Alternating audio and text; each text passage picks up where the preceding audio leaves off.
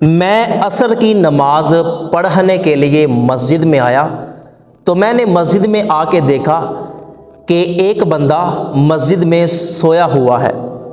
تھوڑا مزید آگے بڑھا تو میں نے دیکھا کہ ایک بندہ کرسی پر بیٹھ کر بڑے مزے کے ساتھ فون پر گپیں لگا رہا ہے۔ میں تھوڑا مزید آگے بڑھا تو ایک بندے کو دیکھا کہ وہ مسجد میں لیٹ کر موبائل پر ویڈیوز دیکھ رہا ہے۔ مجھے بڑی حیرت ہوئی۔ میں تھوڑا سا اور آگے گیا تو میں نے دو لوگوں کو دیکھا کہ وہ مسجد میں بیٹھ کر سیاست دانوں پر بات کر رہے ہیں اور ساتھ ساتھ سیب کھا رہے ہیں۔ میں تھوڑا سا اور آگے گیا تو میں نے کچھ بچوں کو دیکھا جو مسجد میں بیٹھ کر موبائل پر گیم کھیل رہے تھے۔ یہ سب دیکھ کر مجھے بہت زیادہ غصہ آیا کہ یہ لوگ مسجد کے آداب نہیں جانتے، انہوں نے مسجد کو گراؤنڈ بنا رکھا ہے۔ میں غصے کے ساتھ ان کو دیکھتا دیکھتا بغیر نماز پڑھے مسجد سے باہر نکل گیا۔ پھر میں امام مسجد کے کمرے میں گیا، جا کر دروازے کو دستک دی۔ امام مسجد باہر آئے، میں نے اسے سلام کیا اور جا کر امام مسجد سے کہا کہ میں آج کے بعد مسجد میں نماز پڑھنے نہیں آؤں گا۔ امام مسجد نے حیرت کے ساتھ پوچھا کہ کیوں، کیا ہوا ہے؟ تو میں نے آگے سے کہا کہ یہ مسجد ہے یا گراؤنڈ؟ کوئی بندہ مسجد میں بیٹھ کر فون پر گپیں لگا رہا ہے، کوئی بیٹھا سیاست دانوں پر بات کر رہا ہے، ساتھ سیب کھا رہا ہے، اور بچے بیٹھ کر ویڈیو گیم کھیل رہے ہیں، اور کوئی مزے کے ساتھ سویا ہوا ہے۔ لوگوں نے مسجد کو بنا کیا رکھا ہے؟ میں آج کے بعد مسجد میں نماز پڑھنے نہیں آؤں گا۔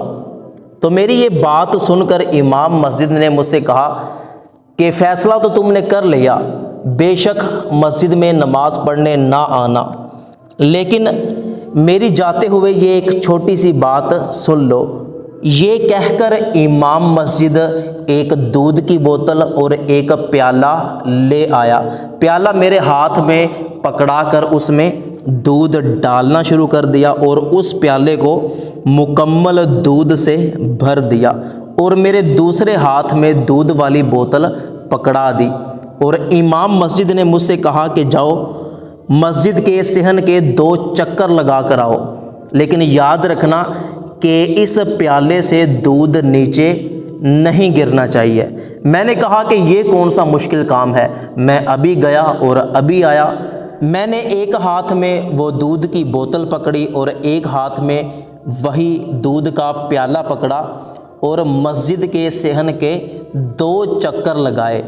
جب 2 چکر مکمل ہو گئے تو میں وہی دودھ کا پیالہ اور دودھ کی بوتل لے کر امام مسجد کے پاس چلا گیا اور جا کر کہا کہ میں مسجد کے صحن کے پورے 2 چکر لگا آیا ہوں۔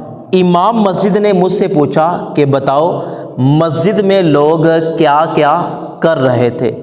تو میں نے کہا کہ میرا تو سارا کا سارا دھیان اور توجہ اس دودھ کے پیالے پر تھی، مجھے کیا پتا کہ لوگ کیا کر رہے تھے؟ تو امام مسجد نے بڑا ہی پیارا جواب دیا کہ بالکل اسی طرح جب آپ خالص اللہ پاک کی رضا کے لیے مسجد میں آؤ گے تو آپ کا پورا دھیان، آپ کی توجہ آپ کی نماز پر ہوگی، آپ کی عبادت پر ہوگی۔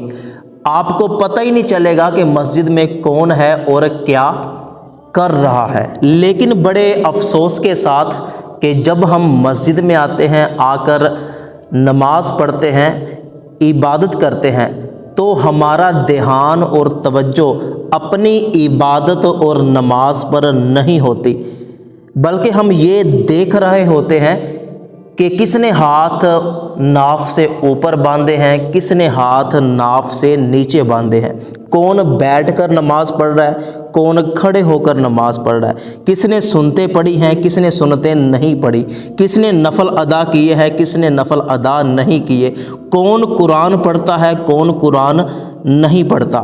کاش کہ ہم اپنی ساری کی ساری توجہ اور اپنا سارا کا سارا دھیان اپنی عبادت اور اپنی نماز پر کریں۔ اور باقی رہی بات لوگوں کی، تو لوگوں نے قیامت کے دن خود حساب دینا ہے۔ ہمارا کام ہے لوگوں کو مسجد کے آداب بتانا کہ مسجد میں یہ کام کرنا ہے، یہ کام نہیں کرنا۔ تو ہمیں خود فکر کرنی چاہیے کہ مسجد میں بیٹھ کر موبائل پر گپے لگانا، ویڈیو گیمز کھیلنا، بیٹھ کر محلے کی، ملک کی، سیاستدانوں کی باتیں کرنا، تو یہ بہت ہی برا کام ہے اور گناہ والا کام ہے۔ اللہ پاک ہم سب کو مسجد کے آداب سیکھنے اور سمجھنے کی توفیق عطا فرمائے۔ ثواب کی نیت سے اس ویڈیو کو اپنے تمام دوستوں تک ضرور پہنچائیے گا۔